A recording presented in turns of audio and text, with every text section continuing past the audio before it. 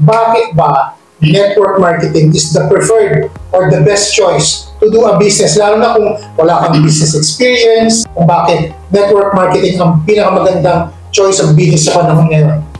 Why network marketing? Example, may tatrabaho sila, di ba? OFW, negosyante, or ordinaryong empleyado. Pwede mo siyang isawin. Pwede, as part-time eh.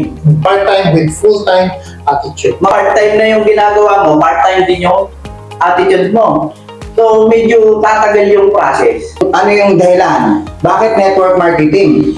Eh, marami naman pwede ka pang gawin eh. Unang-una, kung magninegosyo ka sa panahon ngayon, sobrang mahal. Lalo na kung traditional business. With network marketing, low startup capital. Kaya nung nakita ko talaga itong industriya na to, wow, ang ganda talaga. Kasi yung leverage, isa pa yun. Kasi yan ang sikreto ng mga mayayaman na hindi tinuturo sa mga ordinary tao. Ano yung leverage? Number one, low capital. Yung pangalawa yung leverage.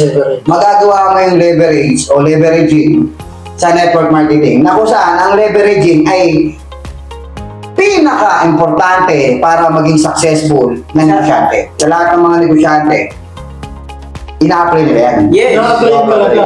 Like coach, SM. Example, SM. Diba? SM. Ilan ang SM sa Pilipinas? Hindi lang naman 3, hindi lang naman 5. Well, according to Google, 83 sa Philippines. 83. Plus 7 sa China. What is leverage?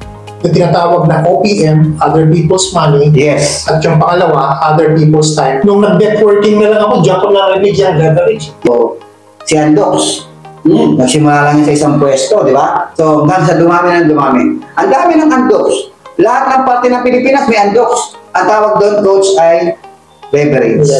Nakita nyo naman, marami. Ang dami namang Andox, parang baliw eh, no? May mas baliw dyan.